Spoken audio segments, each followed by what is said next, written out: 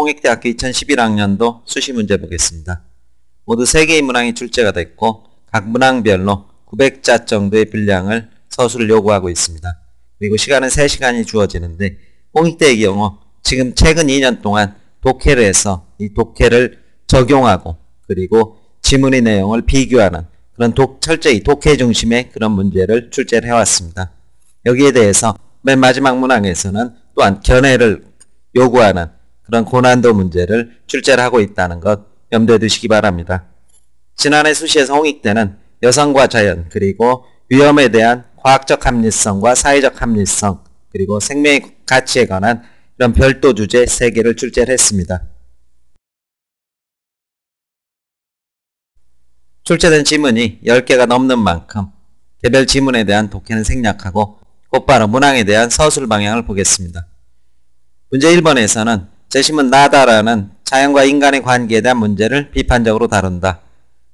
제시문 가를 나다라에 드러난 관점을 적용해서 논하라 이렇게 요구를 하고 있습니다. 따라서 나다라를 어떻게 다면적으로 접근해서 가의 상황을 평가라 이런 문제로 이해를 할 수 있을 것입니다. 그런데 제시문 가에서는 아내가 채식으로 돌아서자 남편이 냉소를 하는 그런 모습이 담겨져 있고 여기에는 부부간에 상호 이해를 하려는 모습이 별로 보이질 않습니다. 그리고 아내는 순종하는 듯하지만은 일방적 태도가 있었고 여기에 대한 남편의 몰이해와 조롱 그리고 냉소의 모습 이런 정도를 제시문 가에서 확인할 수 있고 이 내용 자체는 100자 정도에서 한 2문장 정도 처리를 하시고 문제는 나다라를 적용한 서술 여기에 주력을 하셔야 될 겁니다. 제시문 나에서는 착취의 대상으로 변모한 자연을 소개를 하고 있습니다. 따라서 서구의 과학과 기계적 사고방식이 자연을 지배 정복하는 자연관을 형성하게 되었고 어머니 지구라는 모성의 지구가 상실되었다 이런 이야기를 하고 있습니다. 따라서 이 부분에 대해서는 아내의 채식은 자연의 착취에 대한 자각과 이를 벗어나려는 태도 이렇게 이해를 할 수 있을 것입니다. 육식이라는 것이 식사의 질을 높이려는 그런 지배와 착취의 식사관이라면 아내의 채식은 이것에 벗어나려는 태도 하지만 여기에 대한 남편의 몰이에는 여전히 지배와 착취의 자연관을 보여준다라는 이 두 가지 관점이 답안에 녹아 있으면은 적절한 답안으로 평가를 받을 수 있을 것입니다. 그렇지만 이것이 제시문 다에서 시각을 바꾸게 되면은 완전히 입장이 바뀌게 됩니다. 제시문 다에서는 유기농이라는 게 역시 시장의 논리에 편입된 그러한 하나의 위장에 불과하다. 여기에는 이윤을 창출하려는 그런 농부의 욕망과 그리고 식탁의 안전을 피상적으로 보장받고 싶어하는 소비자의 협력이 만들어낸 허상의 또 다른 자본주의 시장의 한 모습에 불과하다 이런 식의 평가를 하고 있습니다.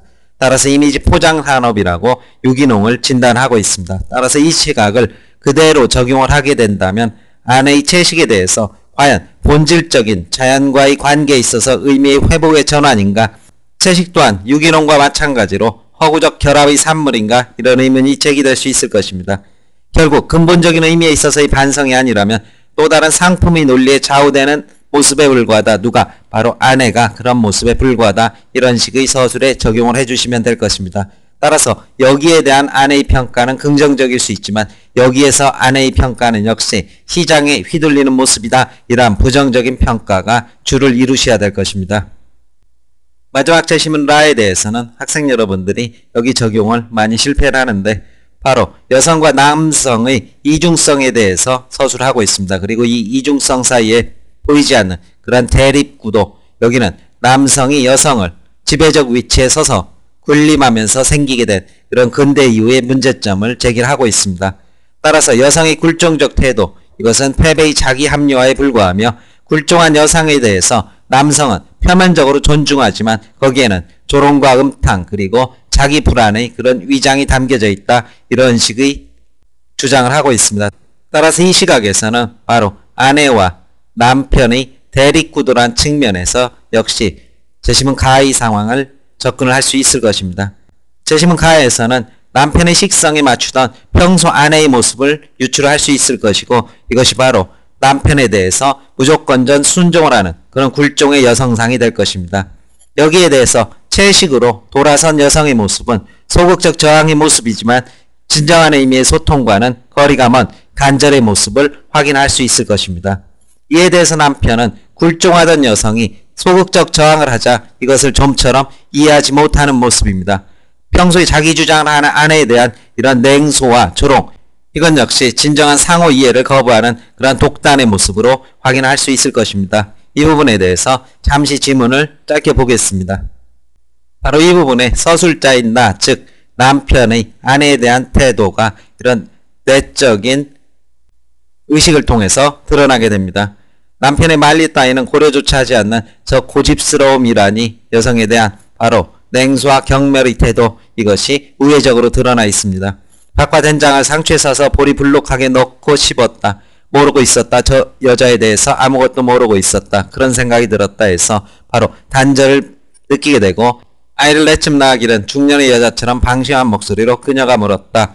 이 부분에서 화자에게 여성은 동등한 인격체가 아니라 마치 아름다움을 항상 가져야 되고 거기에 따라서 순종해야 되는 타자화되고 그리고 대상화된 그러한 아내에 대한 태도를 엿볼 수 있을 것입니다. 문제 2번 보겠습니다. 문제 2번 보겠습니다. 문제 2번에서는 재심은 4를 중심 지문으로 주고 있는데 여기에는 사회적 합리성 그리고 과학적 합리성이라는 두 가지 개념이 담겨져 있습니다. 따라서 이 개념을 적절히 활용해서 마의 한계 그리고 바의 한계를 지적하는 것이 서술의 핵심이라고 볼 수 있을 것입니다. 먼저 재심은 4의 핵심 내용을 보게 된다면, 재심은 4에서는 우리는 위험을 인식하는 과정에서 사회적 합리성과 과학적 합리성이라는 이러한 두 가지 척도를 가지게 되는데, 이 두 가지 척도는 균열과 격차를 보이거나 마찰과 대립을 보이면서 상호 결합을 하면서 종합적인 위험에 대한 사회적 인식, 개인의 인식을 만들어내게 되고, 이 두 가지는 적절한 상호작용 과정을 거치게 된다. 따라서 과학의 사회의존성은 연구의 동력이 된다면 사회의 과학의존성은 객관성과 엄밀성을 확보하는 그러한 토대가 된다. 이러한 이야기를 하고 있습니다. 따라서 이 이야기를 간단한 예를 통해서 설명하게 된다면, 일본 원전 사고 당시 일본 장관이 이 수돗물이 안전하다고 이렇게 홍보를 하면서 자기가 솔선수범해서 물을 마시는 장면입니다. 그런데 이것이 과학적으로 아무리 안전하다고 해서 사람들이 이것을 마시느냐? 그렇지는 않을 것입니다. 마찬가지로 장관도 알게 모르게 이 인상을 쓰는 이 모습에서 아무리 과학적으로 합리적이라고 말해도 그것이 사회적으로 항상 통용되기는 어렵다는 사실을 보여주고 있다면, 우리는 흔히 비행기를 자주 타게 됩니다. 그런데 비행기 사고는 한번 발생하게 되면 모든 사람이 이렇게 사망하는 대형 참사로 이어지게 됩니다. 그럼에도 불구하고 비행기를 타는 것은 비행기 사고 확률이 자동차 사고 확률보다 훨씬 적다는 이러한 과학적 합리성에 대한 믿음이 될 것입니다. 따라서 이 두 양자의 상호작용을 설명한 걸, 이것이 사의 핵심이 될 것이고, 재심은 마에서는 사행집행의 범죄 예방 효과를 이렇게 강조하기 위해서 과학적 합리성만을 제시하고 있는 그런 지문을 출제를 하고 있습니다.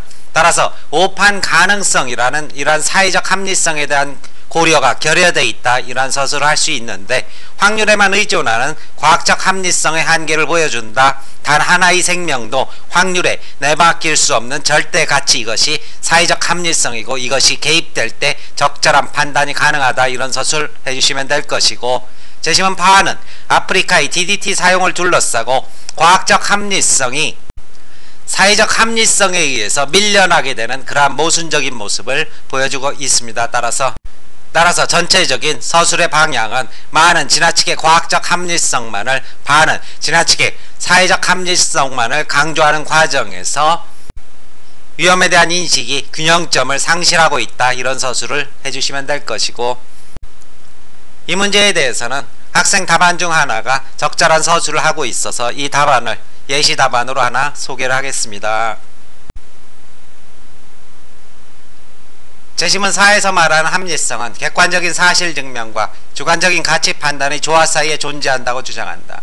객관적인 사실 증명이란 수학적으로 증명할 수 있는 눈에 보이는 수치를, 주관적인 가치 판단이란 위험에 대한 사회적 관심과 이해 그리고 이해관계를 뜻한다. 객관적 수치만의 존재는 사회에 적용하기 어렵게 되고 사회적 인지만이 존재한다면 사실의 존재 없는 막연한 불안감만이 확산될 뿐이다. 재심은 마에는 사회에서 말한 객관적 사실만이 존재하고 그에 대한 부수적이고 주관적인 사회적 가치가 전혀 없다. 이런 식의 합리성 추구는 사실 이면의 예외적인 상황을 변수로 포함하지 못한다는 한계를 드러낸다. 마의 방식대로 확률에서 벗어난 억울한 누명을 쓴 혹은 죄를 경감할 사람이 단지 가능성이 적다는 이유로 배제되면 만약에 생기게 될 억울한 피해자를 구하지 못하는 상황에 다다른다. 이는 본래 미래에 발생할 피해자를 최소화하려는 사회적 가치를 무시하게 된다. 또한 매우 낮은 가능성은 외적인 수치에 불과하기 때문에 예외적 가능성에 해당되는 사건이 발생한다면 수치화된 확률은 그 의미를 잃게 된다. 따라서 마에는 사회적 가치 기준 개입이 필요하다. 재심은 바는 사와는 달리 지나치게 사회적 이해관계와 맹목적 상황에 개입되는 손실이 발생하고 있다. 바에서 나타난 사회적 이해관계는 선진국과 개발도상국 사이에서 나타나며 여러 사회적인 문제와 관심사들이 복합적으로 얽히면서 본래 목적을 망각하여 더 큰 피해를 가져오고 있다.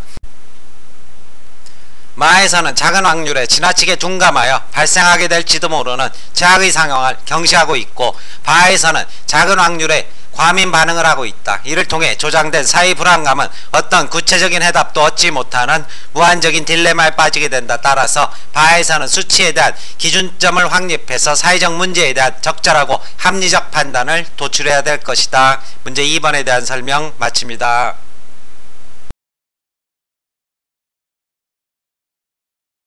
문제 3번에서는 비교와 그리고 자신의 입장, 즉 견해를 묻는 그런 문제를 출제를 했습니다. 따라서 비교 부분이 한 500에서 600, 견해 부분이 400 정도, 이런 정도의 분량을 지켜주시면 될 것이고, 홍대에서 비교 문제는 매년 출제가 됩니다.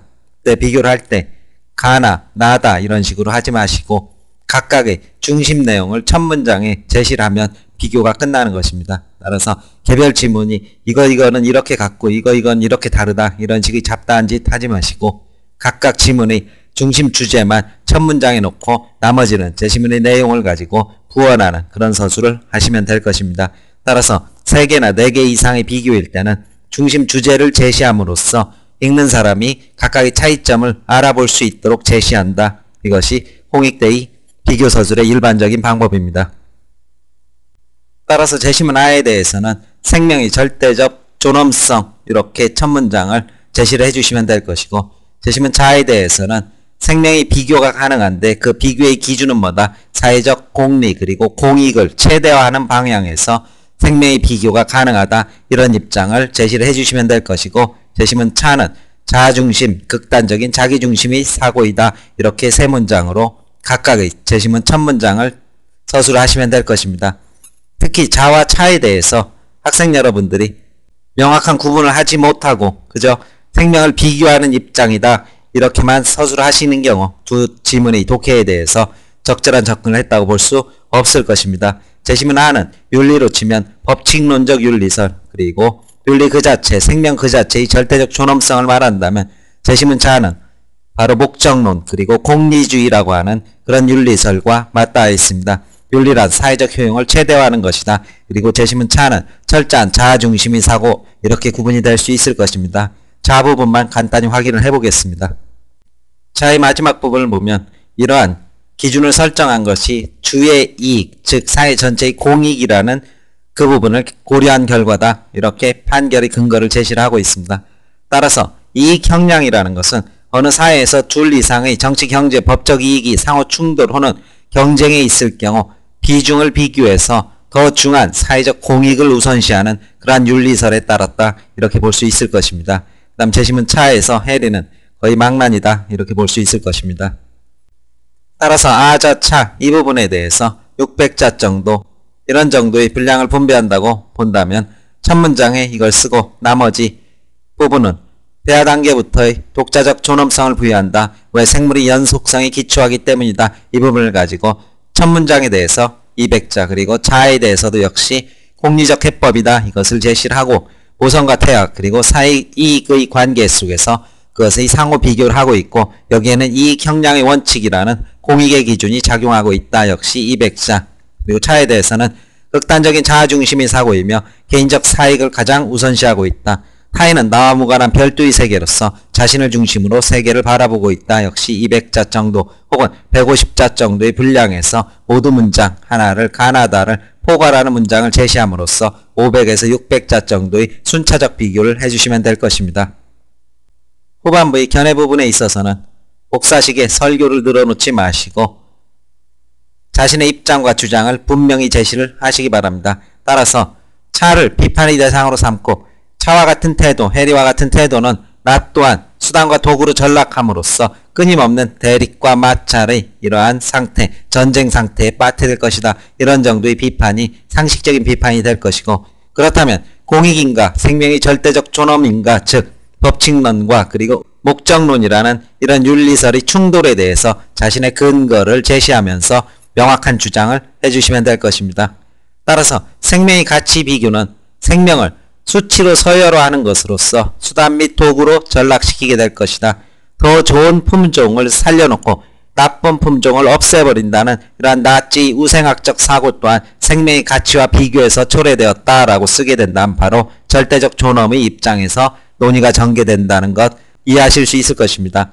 이와 함께 그렇다면 이익형량이라고 말하는데 그러한 비교의 기준과 잣대는 도대체 무엇이고 그것이 객관성과 투명성을 가질 수 있는 것인가, 그리고 생명이 수치로 환산 가능한가, 이런 식의 문제를 집중적으로 제기하면서 절대적 존엄성의 입장에서 서술할 수도 있을 것이고, 현실적인 삶이라는 것은 다양한 가치와 생명권의 충돌이라는 이러한 연속성인데 이것을 하나의 획일적인 이론의 잣대 속에 가두어 놓을 수는 없는 것이다. 실제로 임산부와 태아의 생명권이 충돌했을 때 우리는 이것을 무엇을 가지고 해결하는가, 바로 생명의 가치 비교가 불가피할 수밖에 없는 것이고, 고통받는 임종의 모습에서 절대적 존엄인가 아니면 고통의 경감인가, 이런 문제도 역시 따져볼 수 있을 것입니다. 하루하루 견디기 힘든 이러한 고통 속에서 살아가는 말기암 환자에 대해서 절대적 존엄만을 외치는 것이 과연 생명에 대한 진정한 그러한 존엄성의 태도인가, 인위적 수단으로 생명을 단축하는 것이 오히려 생명의 존엄을 지키는 것 아닌가라는 이러한 현실적인 입장에 따라서 이러한 식의 법칙론은 현실과 무관한 이런 추상적이고 이상적인 원칙이 될 뿐이다라는 그러한 입장을 전개하실 수도 있을 것이고, 다만 이 부분에 대해서는 자신의 주장을 뭐를 토대로, 근거를 토대로 명확히 제시를 하는 이러한 글을 쓰셔야지 목사식의 설교처럼 모든 생명을 사랑하자 이런 식의 답안을 쓰시거나 생명은 모두 소중하다는 사실을 명심하도록 하자, 이따위 설교투의 문장을 늘어놓지 않으셔야 될 것입니다. 설명 마칩니다.